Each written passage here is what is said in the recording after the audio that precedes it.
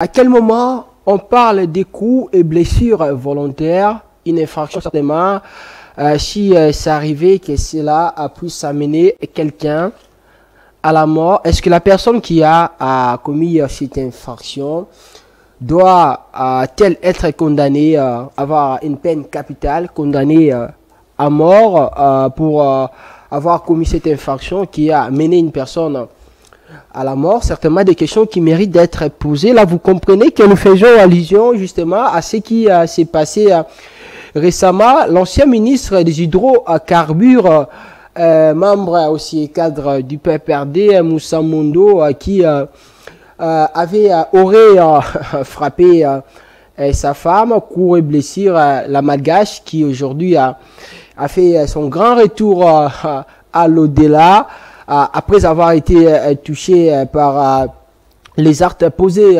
par son mari. Aujourd'hui, quelle image ça peut donner de voir ce cadre, cet homme d'État, s'il faut l'appeler comme ça, qui a quand même assuré des grandes responsabilités à la tête de la République démocratique du Congo, se comporter ainsi, mais aussi après sa condamnation à 20 ans de prison par les tribunaux, il a fait un recours. Est-ce que la possibilité d'être acquitté ou bien la possibilité que cette peine puisse être réduite par la justice congolaise est toujours possible? Quels sont les éléments qui démontrent aussi qu'une personne a commis cette infraction, mais aussi ce qu'on appelle Moussa Mondo, qui a été jugé un peu à la va-vite? Est-ce que il faut que ça puisse se dérouler comme ça? Et pourquoi? Des questions certainement que durant cette semaine, nous nous sommes posées, mais il faut, pour avoir des réponses, il faut avoir un expert, un juriste, celui qui maîtrise la loi pour nous donner les éléments concernant la condamnation, voulais-je dire, de cet ancien ministre de la République démocratique du Congo. Est-ce que nous sommes dans une logique formelle ou bien nous sommes dans l'informel? Mais aussi, au cours de cette émission, on va revenir sur les gouvernements, les prochains gouvernements, le premier gouvernement du deuxième mandat du président Félix-Antoine Tshisekedi Tshilombo avec sa nouvelle première ministre, Madame Judith Tuluka. Est-ce qu'il faudra cette dame travaille avec des ministres politiques ou bien des technocrates justement pour le bien de la République démocratique du Congo? Qu'est-ce que le peuple attend-il de ces nouveaux gouvernements? Comment ils doivent travailler, même la rigueur au sein de ces gouvernements pour qu'on puisse pas faire la mea culpa? Aujourd'hui, nous sommes en train de dénoncer certainement les comportements de certains ministres. Aujourd'hui, on parle de ces phénomènes de détournement des millions de l'État.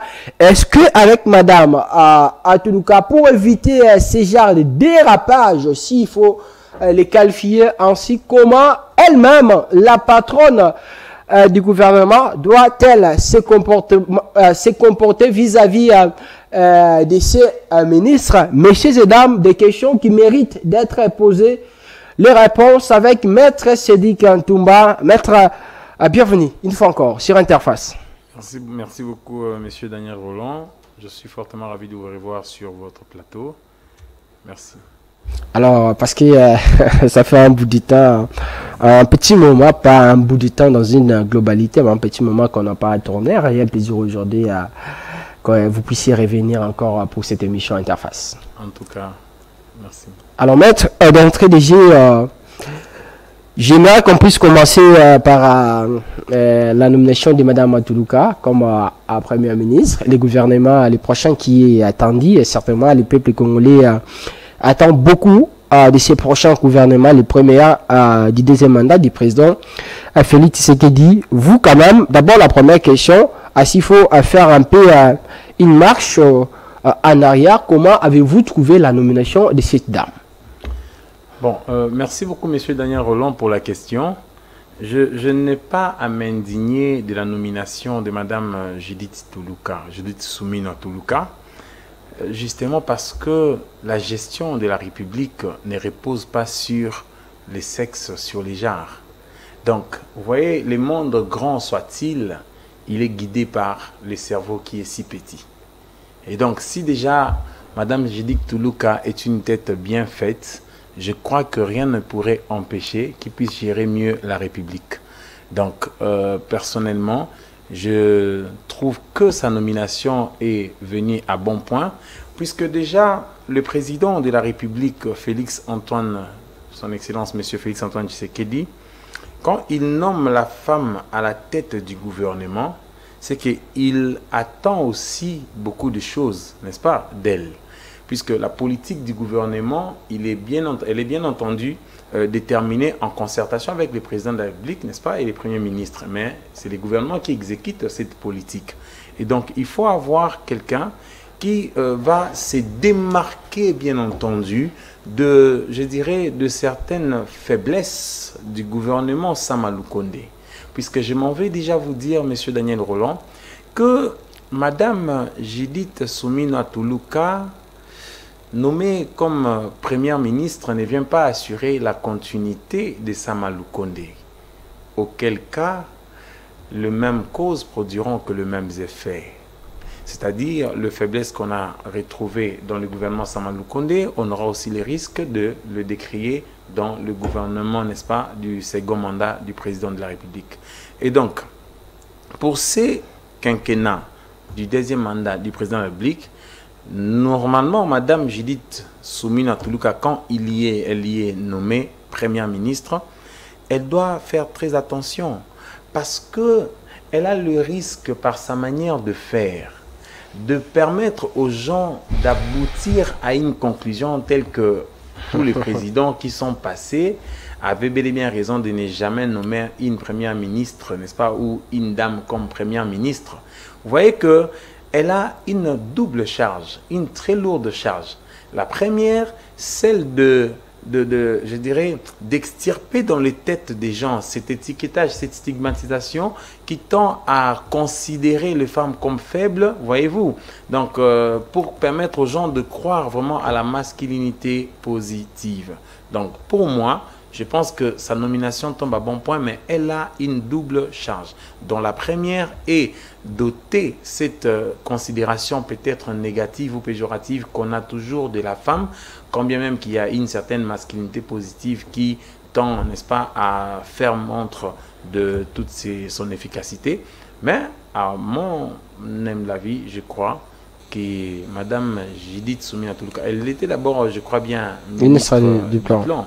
Et donc, certes, j'entends les gens aussi décrier trop sur ce qui, c'est-à-dire l'impact négligeable du projet des 145 territoires, qui était bien entendu, entre guillemets, piloté par elle, parce que c'est elle le ministre du plan. Mais déjà, prendre une pareille initiative, voyez-vous, de faire développer la République, n'est-ce pas, à partir de la base, en mettant en œuvre le projet 145 territoires, prouve à suffisance de conviction et même de preuves par rapport à ces projets que Madame Judith Suminwa Tuluka met souvent au centre de ses pensées, au centre de ses actions, n'est-ce pas, l'intérêt du peuple. Est-ce que n'est-il pas peut-être le chef de l'État Tshisekedi aujourd'hui ne nous a pas amené à un débat populiste sur la féminité dans notre pays? Non, en fait, le président Félix-Antoine Tshisekedi, je viens de vous dire sous peu que c'est un président qui croit en l'efficacité de la femme congolaise. En tout cas, c'est un président qui croit que la femme peut aussi changer les choses.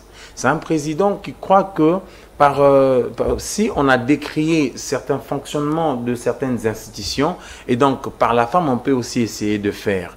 Pourquoi toujours nommer certaines femmes minorées, bien entendu, dans le gouvernement, comme étant des ministres, et ne pas essayer de voir? Parce que quand on nomme Sama Lukonde comme Premier ministre, est-ce que qui avait à l'idée de l'inflation galopante qu'on aurait connue, n'est-ce pas, avec le gouvernement Sama Lukonde?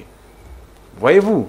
Et donc, Madame Judith Suminwa Tuluka, c'est une personne qui inspire confiance à première vue parce que M. Daniel Roland, il est des principes en droit. Le principe en droit, il y a un principe qui dit la mauvaise foi, s'éprouve et la bonne foi se présume.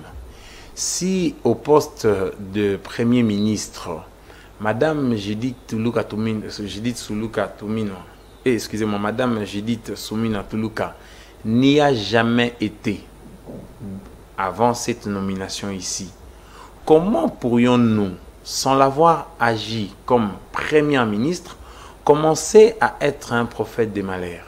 Bon, certainement son passage au niveau de ce ministère qui peut-être crée des doutes dans la judiciaire de certaines personnes.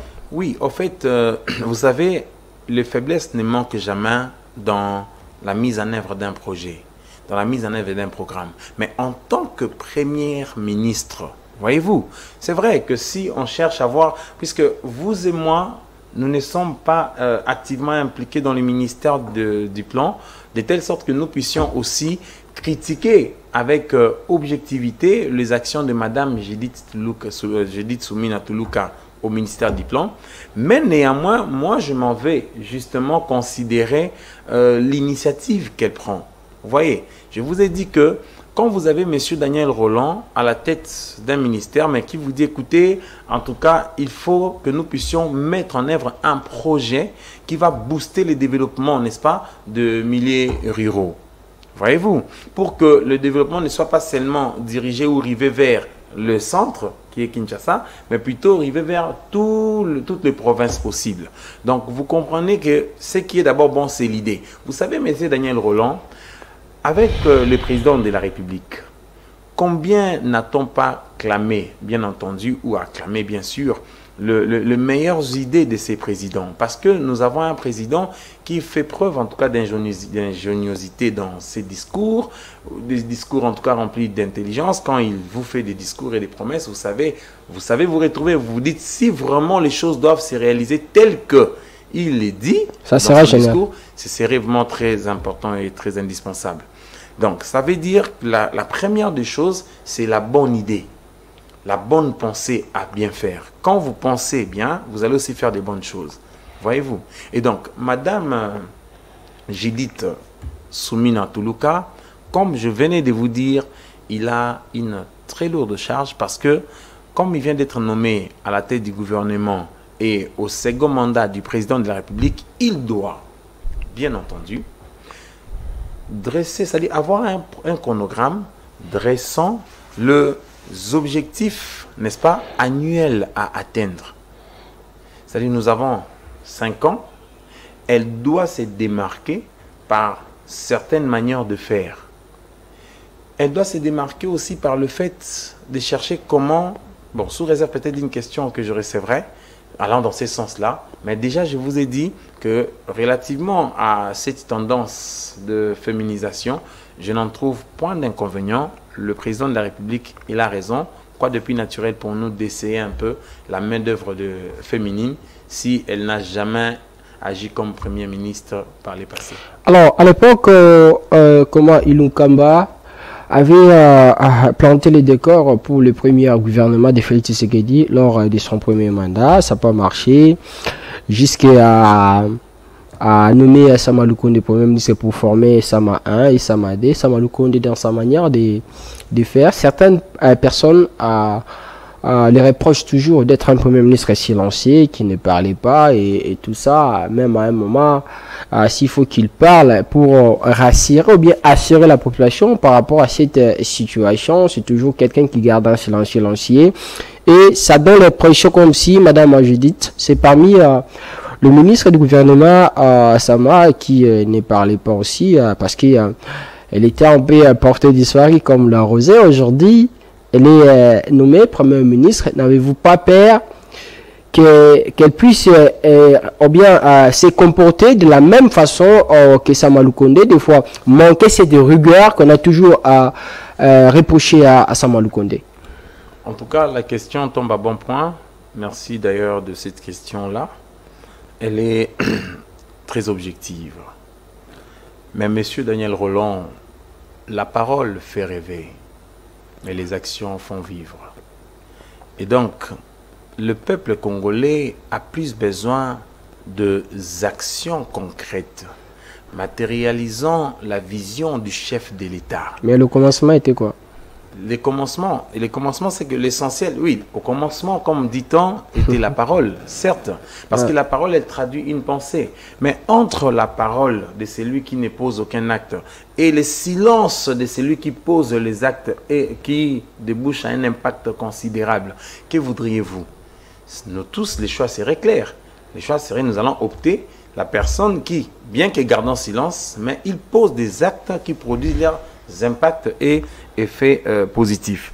Et donc, je venais de vous dire que je ne peux pas critiquer en mal Madame la ministre parce qu'elle n'a jusque-là posé aucun acte dans le poste du Premier ministre, c'est-à-dire en tant que Première ministre.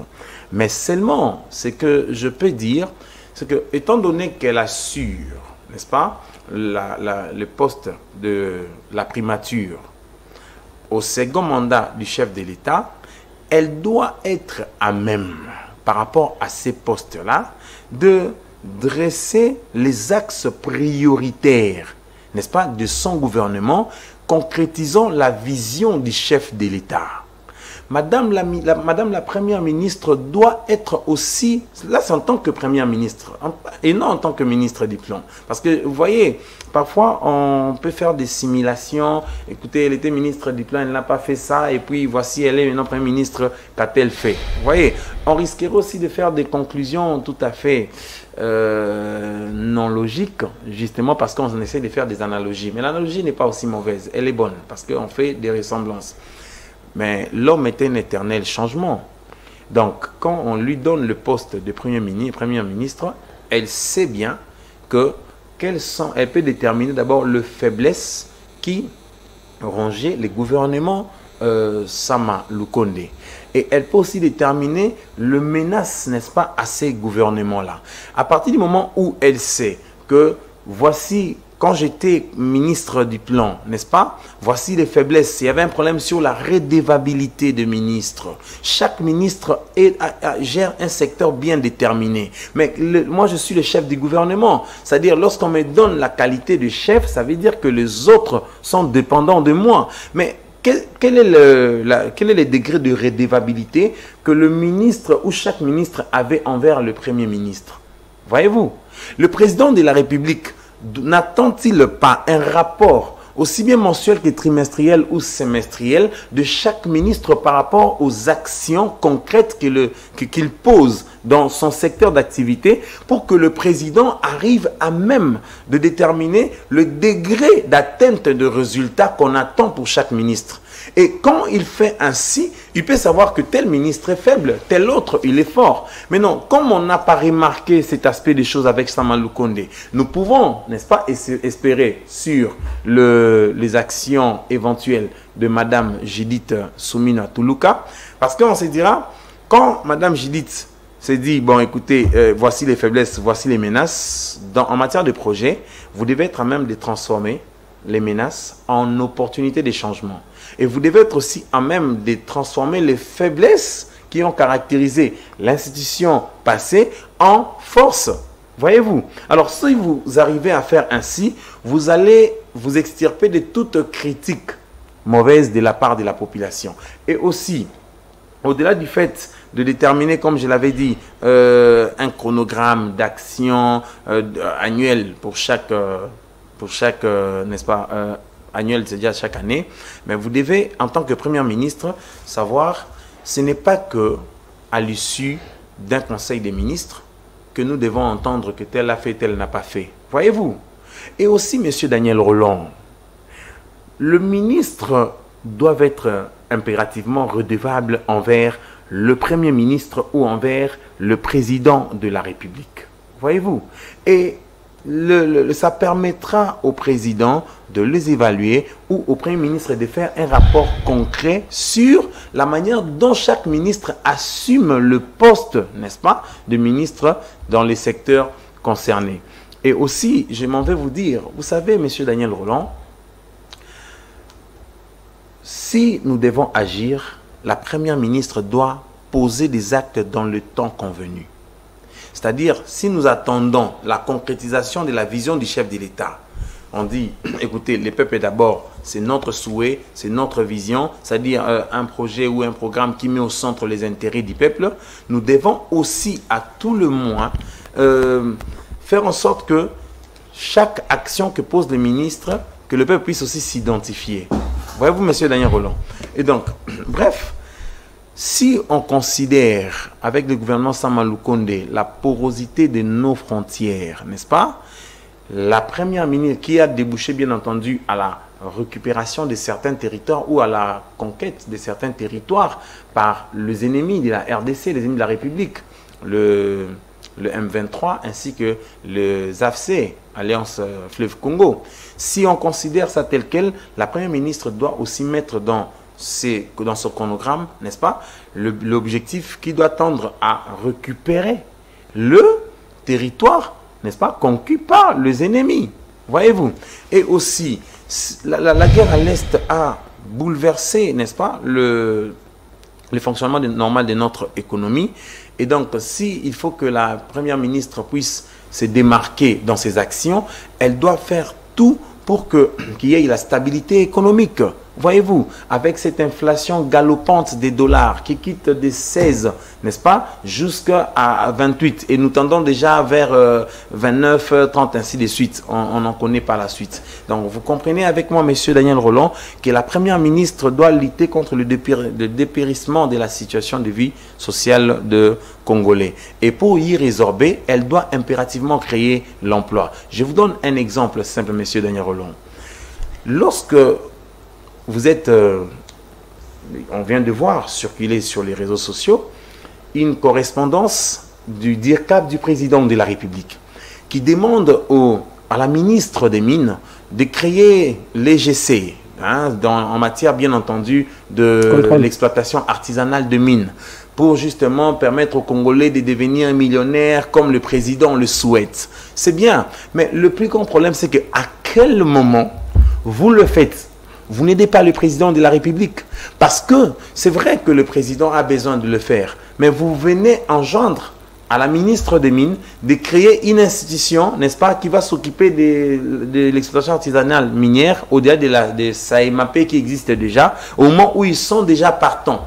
Donc vous voyez que dans les actions à poser, les facteurs étant, il est toujours indispensable. Il faut toujours agir quand il est opportun. Et donc, quand la ministre, elle est partante, et donc la ministre, elle gère les affaires courantes, mais vous l'appelez à prendre un arrêté, créant une institution, vous voyez un peu.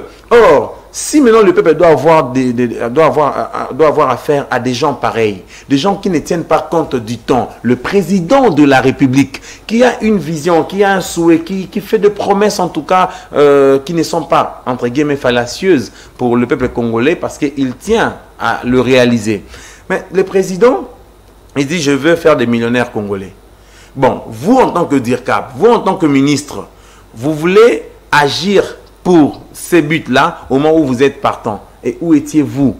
Ça veut dire qu'il y a un problème de conseiller, il y a un problème de cabinet, parce que la tête, celle du ministre, ne gère pas. Même le président, il faut qu'il puisse, s'il veut vraiment la réussite pour ses deuxième mandat, est-ce qu'il faut qu'il change certaines personnes au sein de son cabinet? Impérativement. Mais vous savez, monsieur Daniel Roland, comment arriver à la conclusion du changement de personnes au sein d'un cabinet lorsque, en tant que président, nous n'avons pas instauré un système de redevabilité pour chaque personne qui occupe chaque poste bien déterminé. L'évaluation. Donc, il faut toujours un certain suivi, une certaine évaluation, une certaine redevabilité envers le ministre. Pour voir qui fait quoi, qui a fait...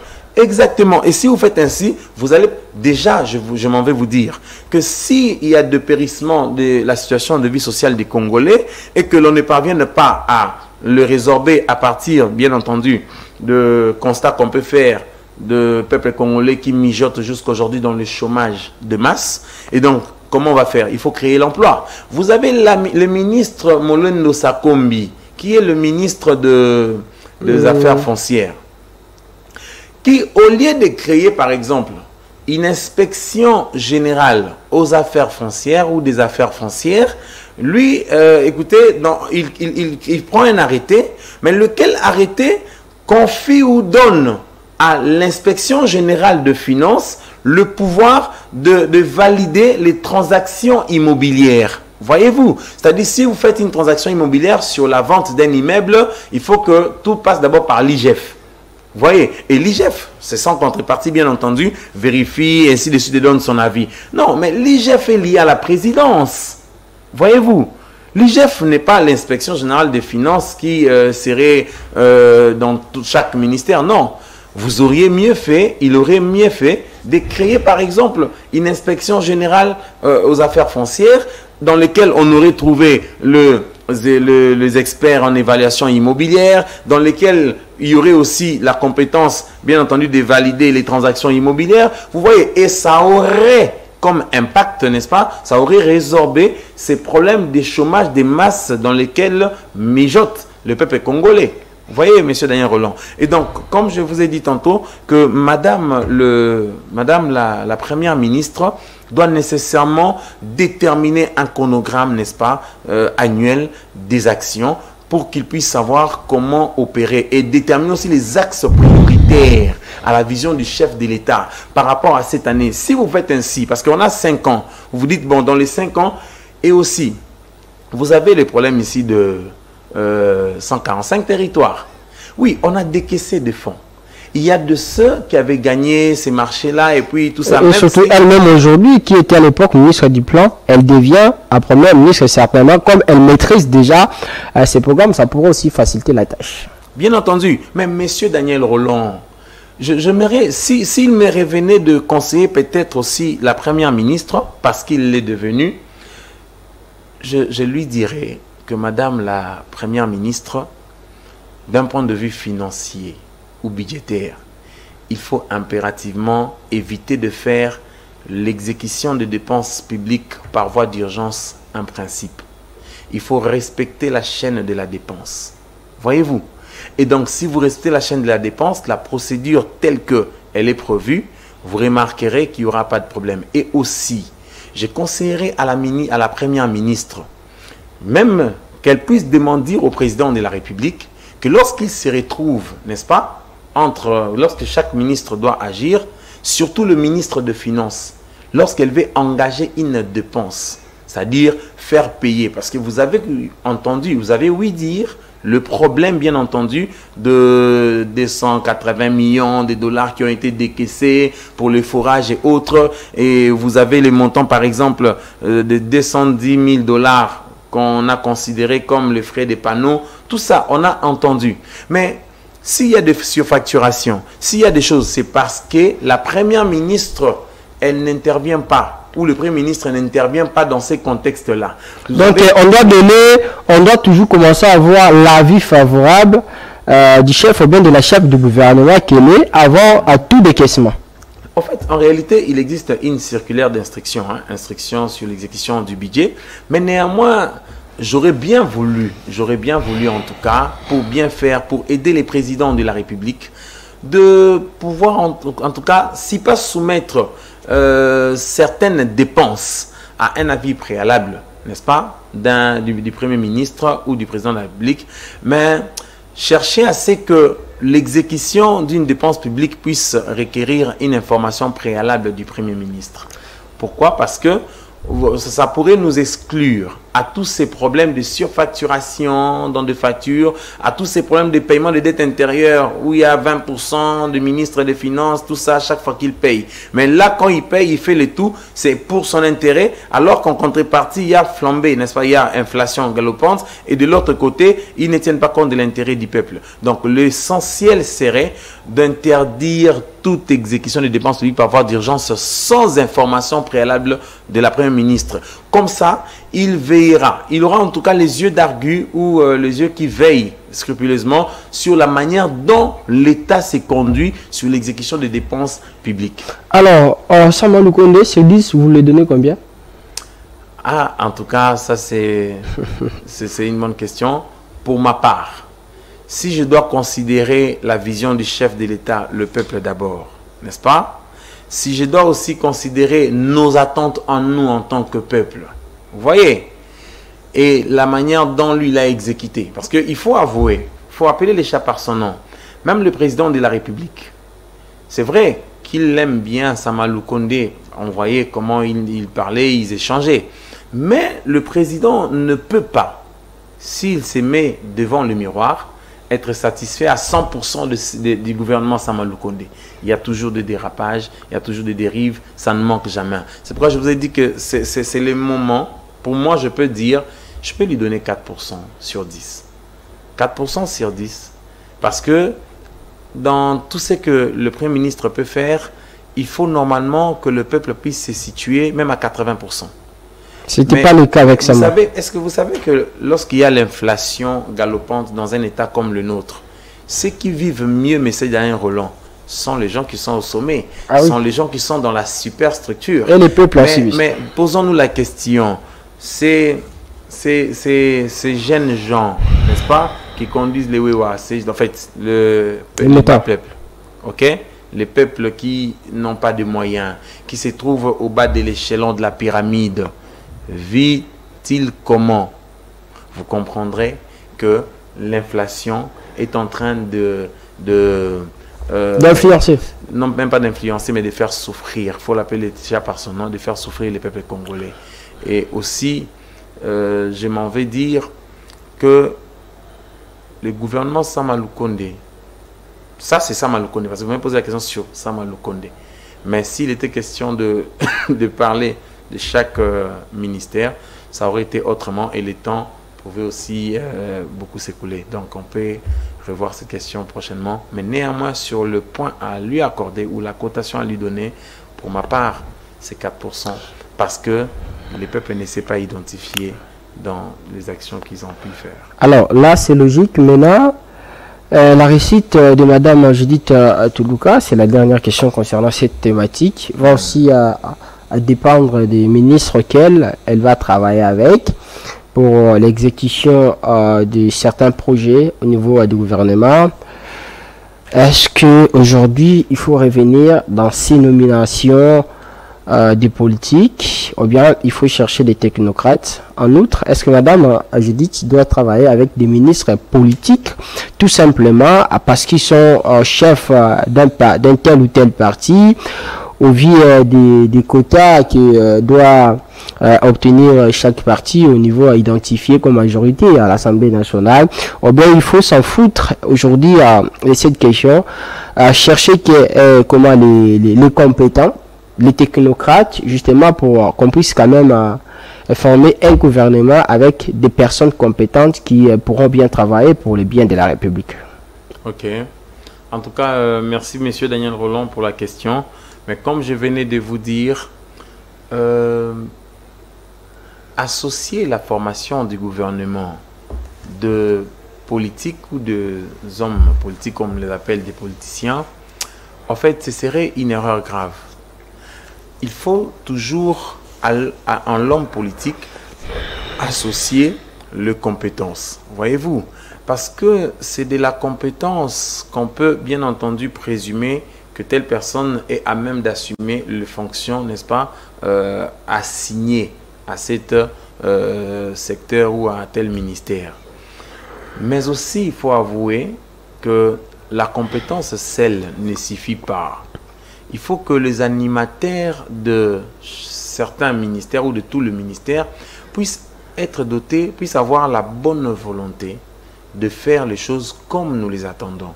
Parce que vous pouvez voir une personne compétente, mais quand elle est dans son bureau, elle met au centre plus ses propres intérêts. Elle se demande si pour signer un document, combien est entré sur mon compte, combien, n'est-ce pas, ai-je eu, combien ai-je bénéficié. Et vous voyez que tous ces éléments, vous allez vous dire, bon, si j'avais mis comme base, n'est-ce pas, de fonctionnement d'un ministère la compétence, j'aurais échoué. Est-ce que Kabila manquait-il les hommes compétents, M. Daniel Roland? Je dirais non. Mais lui-même, à la fin, j'ose croire qu'il a dit que si j'avais seulement 15 personnes qui m'entouraient, qui étaient des bons cœurs, j'aurais atteint le résultat tel que je les aurais souhaités. Donc, bref, M. Daniel Roland, je vous dis que pourquoi devrions-nous tabler sur l'homme politique? C'est-à-dire que si la formation du gouvernement est faite en fonction des quotas, nous devrions aussi voir le personnel. C'est pourquoi le personnel qui compose ces partis politiques. Vous avez les regroupements AB. Quand le regroupement AB veut désigner quelqu'un comme ministre, il veut désigner quelqu'un comme candidat au poste de ministère. Il faut jauger ses compétences. Il faut jauger ses compétences. Il faut aussi tabler même le président de la République lui-même avant de nommer. Vous voyez, c'est pourquoi par moment on demandait, j'avais ouï dire qu'on demandait parfois 3 personnes à un seul poste du ministère, venant même d'un parti ou d'un même regroupement. Si malheureusement, parmi les 3 personnes, on nommait toujours certaines personnes avec leur incompétence. Exactement, exactement. Mais les peuples ne se retrouvaient pas. Donc, je pense qu'il faut tabler sur la compétence et tabler plus sur le personne qui met au centre, n'est-ce pas, l'intérêt de la nation. Ok, pour ces quelques minutes qui nous restent, presque 18 minutes, on va chuter avec cette émission concernant les dossiers de l'ancien ministre des hydrocarbures. Je le disais au rythme de cette émission, Moussa Amondo, qui est condamné aujourd'hui à 20 ans de prison. Inutile mais d'employer les conditionnels au moment où il est condamné, ça veut dire il est coupable selon la justice, qui a tué sa femme après des coups et blessures après avoir tabassé sa femme, cette femme malgache qui aujourd'hui est rentrée à l'au-delà. Ce ministre cadre du PPRD est condamné aujourd'hui à 20 ans de prison. D'abord, première réaction, votre réaction à chaud, pas comme un juriste d'abord, mais comme un homme. Ça vous a fait comment quand vous avez appris cette nouvelle, voir un homme tabasser sa femme et puis jusqu'à la mener à la mort? Merci beaucoup, monsieur Daniel Roland. Je pense que en matière de violence conjugale, beaucoup de femmes en sont victimes. Et surtout, lorsque la femme a affaire à un homme très émotionnel, vous voyez, un homme qui ne sait pas prendre des décisions d'une manière sage et raisonnable, ça va toujours déboucher à des histoires pareilles. Et donc, vous savez, monsieur Daniel Roland, chaque époux dans son toit doit savoir qu'il garantit, qu'il est le garant non seulement de la stabilité, n'est-ce pas, du ménage, mais aussi il est le représentant des attitudes, des comportements, des caractères, n'est-ce pas, de toute une tribu. Ça veut dire, quand vous avez par exemple un monsieur comme Moussa Mondo, écoutez, qui donne le coup à sa femme et lesquels coups ont emporté, n'est-ce pas, mort de cette dernière. Et qu'est-ce que les Malgaches vont dire? Ils vont se dire, écoutez, les Congolais sont violents. Les Malgaches ne vont pas dire que, écoutez, M. Mounda, non, ils vont dire, ah, quand il y a un Congolais qui veut épouser notre fille, en tout cas là, on va refuser. Vous voyez, donc bref, ils ternissent toujours l'image, n'est-ce pas, de la nation. Parce que dans le toit, et surtout dans un mariage où il y a 2 nationalités, n'est-ce pas, qui se mettent à l'œuvre, il y a toujours de petits problèmes qu'il faut arranger. Bref, moi, ce que je vois dans ces couples, je me dis, bon, ça me donne, ça m'instruit à quelque égard près, en ce sens que je ne peux pas agir toujours sous émotion, peu importe la gravité du mal. Il y a plusieurs solutions par lesquelles je peux pallier le problème qui me ronge, sans toutefois procéder par une violence ou une agressivité. Et aussi, le femme, Moussa Mondo, peut-être, c'est un cas patent, un cas topique qui s'est présenté manifestement. Mais vous savez, il y a combien de femmes contre qui les hommes, tel ou tel autre homme a donné les coups, ça a débouché à la mort, et l'homme a fait comme si de rien n'était. 2 mois, 3 mois, 4 mois, après 5 mois, c'est les mêmes choses qui va emporter la mort de la dame. Mais comme il y a eu plus de 5 mois, 6 mois, elle est toujours dans le même toit. Vous voyez que personne n'acceptera que la mort vienne bien entendu de ses coups. Donc, vous comprenez, M. Daniel Roland, que ma réaction, comme vous le dites à chaud, serait celle toujours de condamner M. Moussa Mondo, qui voudrait que nous puissions considérer l'hypothèse des cancers de sang dont souffrait sa femme, alors qu'en réalité, il avait administré des coups, et lesquels coups ont débouché à... Alors, cette condamnation, 20 ans de prison par le tribunal, logique, selon vous? La condamnation, elle est tout à fait logique, justement parce que le tribunal, lorsque quelqu'un commet un acte pareil, en principe, il ne peut qu'être condamné. Ok? S'il n'était pas condamné, ça aurait été pire. Et le tribunal, quand il est saisi, pour ma part, il est saisi bien entendu en flagrant délit. En flagrant délit. Et puis, il prononce son verdict pour la condamnation. Et il condamne même le monsieur. Mais le problème, c'est peut-être sur le dommage et intérêt. C'est vrai que la dame est décédée, la dame est partie. Mais on a affaire à qui? On a affaire à un ministre, à un vice-ministre. Ça veut dire que son patrimoine est si consolidé pour faire face à tout paiement, n'est-ce pas, auquel vous pouvez les soumettre. Vous les condamnez à une peine d'amende de 1 million de dollars, il ne les manque pas pour vous le payer. Mais même si l'argent, monsieur Daniel Rolland, ne peut pas concourir à la résurrection de celle qui est partie, mais l'argent peut au moins soulager. Voyez-vous? Donc la famille de la dame peut être soulagée lorsque le juge, n'est-ce pas, aurait condamné le monsieur à verser par exemple 2 millions de dollars. Ah, donc il n'y a pas une somme déjà fixée, ça dépendra de ce que la famille va demander. En fait, mais ça peut aussi être, est-ce que cela peut être aussi discutable? En fait, merci pour la question. En fait, lorsque vous êtes victime d'une infraction, vous êtes à même de saisir soit le juge civil, soit les juges pénal. Les juges pénal, c'est le juge qui est saisi pour réprimer l'infraction qui est commise en condamnant bien entendu la personne qui l'a commise. Ok? Alors, la loi vous a donné la possibilité, vous victimes ou victimes par ricochet, de venir dans une procédure où on condamnait exclusivement cette personne-là pour, n'est-ce pas, que vous puissiez bénéficier de sommes d'argent en vue de votre réparation. Mais dans l'hypothèse sous examen, nous avons eu la mort d'homme. Nous voyons qu'il y a mort d'homme. Quand il y a mort d'homme, la famille de la victime, n'est-ce pas, est aussi victime par ricochet parce qu'elle a subi une perte de leur fille.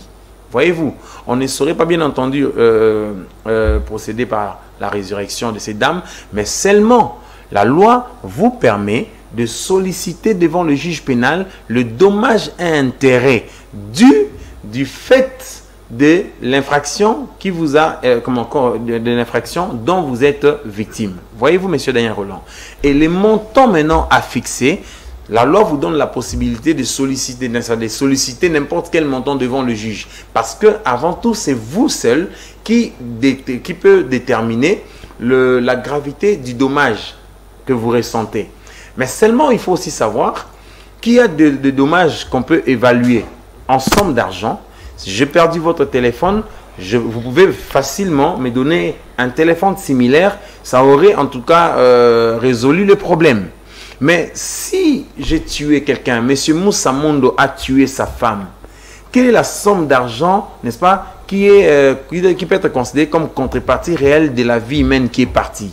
Vous voyez que la vie humaine est sacrée. Et sa sacralité, n'est-ce pas, en vaut aussi dans ces sens-là, où on ne saurait pas, où l'argent ne peut pas être donné comme contrepartie à une vie. Mais ça peut quand même soulager. Alors, pour répondre à votre question, c'est que les sommes d'argent à solliciter à titre de réparation aux dommages causés, ces sommes d'argent-là sont sollicitées par vous, le montant déterminé par vous, mais seulement le juge garde l'appréciation souveraine de la somme qui doit être à même de réparer le préjudice dont vous êtes victime. Donc, parlons un peu combien le juge aussi peut vous demander, non, cette somme est colossale, il faut la diminuer. Exactement, le juge peut considérer la somme que vous demandez comme étant faramineuse, comme étant pharaonique, une somme qui est tout à fait colossale, comme vous dites.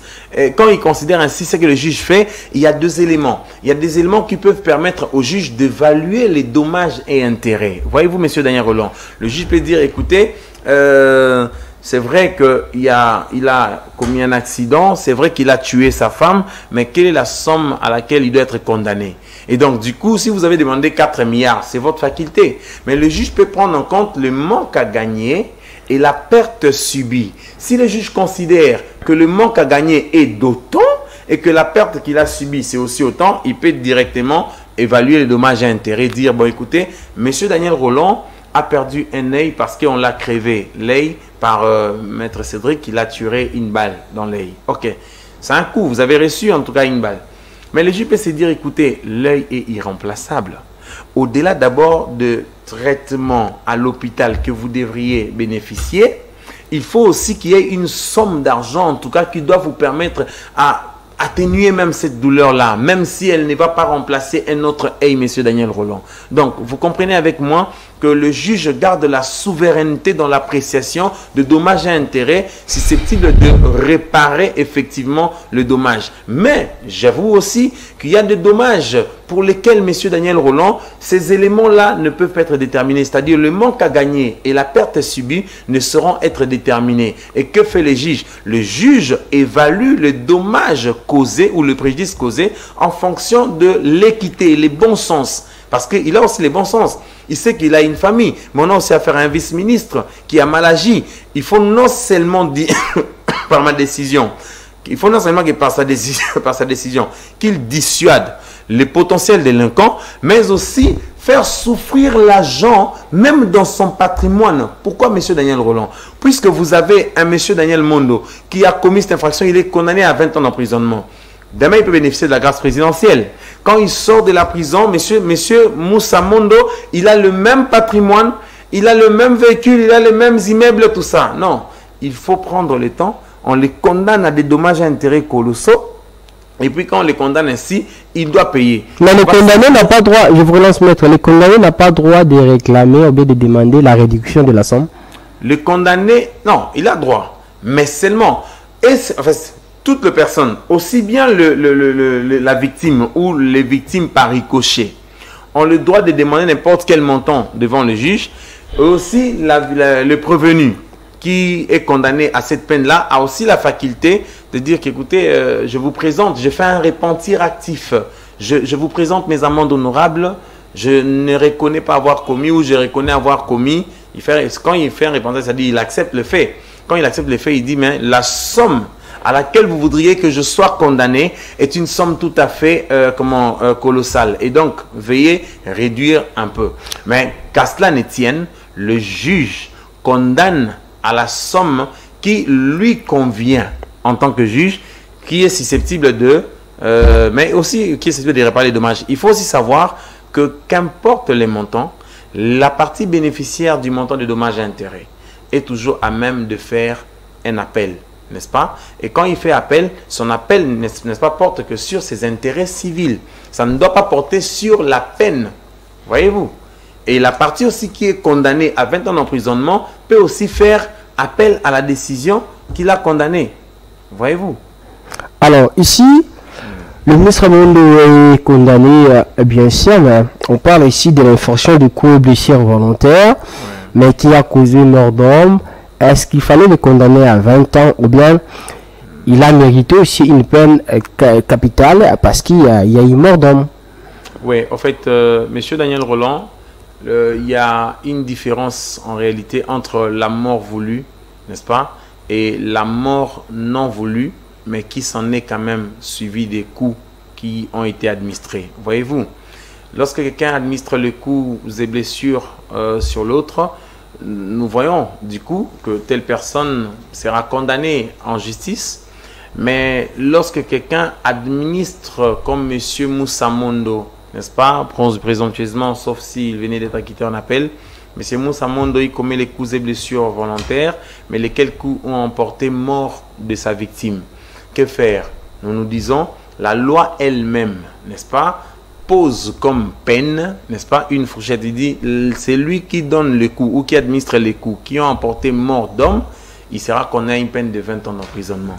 Et lorsqu'il y a cette fourchette-là qui est prévue, le juge ne va pas faire une chose autre que ce que la loi a recommandé de faire. Donc, le fait, nous devons même féliciter le juge parce qu'il a pris le maximum de la peine. Là, il ne s'agit pas de celui qui tire sur monsieur Daniel Rolland pour que la mort s'en suive, parce que c'est lui qui tire sur vous. Voyez, la gravité d'un coup reçu peut permettre au juge de déterminer si la mort a été voulue comme résultat, ou bien si la mort, n'est-ce pas, n'a pas été voulue, ou que ce qui a été principalement voulu était le coup, mais la mort s'en est suivie comme une conséquence logique ou directe du coup reçu. Et les juges peuvent se déterminer, peuvent savoir que la gravité du coup ou des coups reçus, des coups administrés, ne pouvait pas peut-être emporter que mort d'homme. Donc, vous comprenez, M. Daniel Roland, parce qu'on tend vers la fin, je réponds à cette question en vous disant que lorsqu'il y a le coup administré et qui emporte à la mort, n'est-ce pas, qui emporte la mort de la victime, la loi recommande à ce que les juges puissent condamner à une peine de 20 ans d'emprisonnement. Mais si la mort était le résultat voulu de l'agent, parce que vous voyez, quand quelqu'un entre ici, il tire sur nous, c'est qu'il sait que mon acte va déboucher efficacement et essentiellement à cette mort-là. Mais c'est lui qui administre un coup, hein, comme une contusion ou un hertz. Vous voyez, celui-là, il administre les coups, mais il ne sait pas effectivement si ces coups vont être administrés par la mort. C'est comme un père envers son fils. La frappe que le père administre au fils, vous savez bien que c'est une frappe qui n'est pas dans l'intention de les tuer. Mais la mort peut s'en suivre. Mais le père l'administrait cette frappe-là ou les coups pour justement les corriger.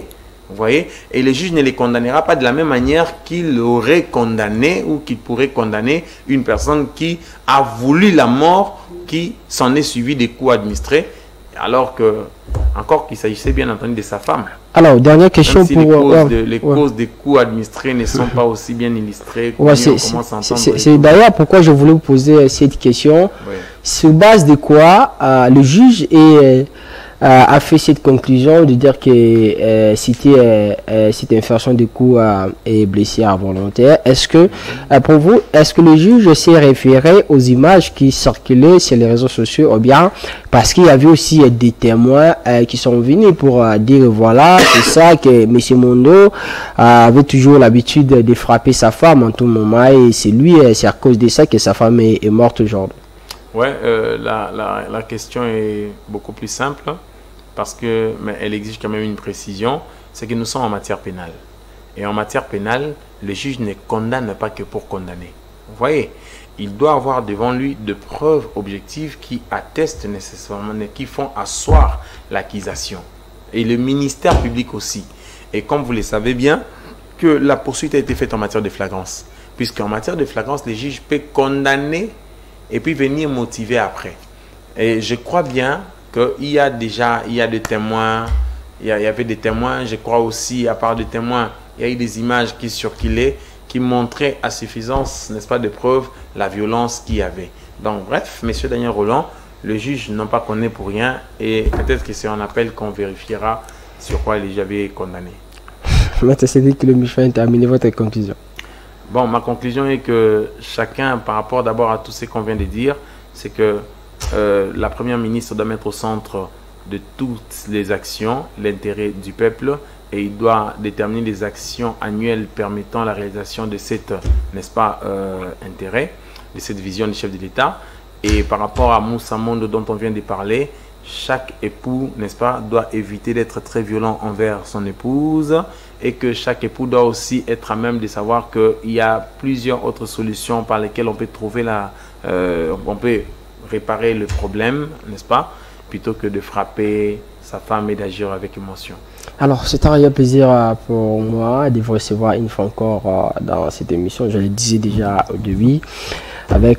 Merci surtout d'avoir répondu de la belle manière à toutes nos questions durant cette émission parce que ça nécessitait des explications d'une personne qui a la spécialité. Vous êtes juriste, vous avez essayé d'expliquer à la population ce qui s'est passé, la condamnation, voulais-je dire, de l'ancien ministre des Hydrocarbures, Moussa Mondo, et surtout vos interventions concernant les prochains gouvernements en République démocratique du Congo. Merci.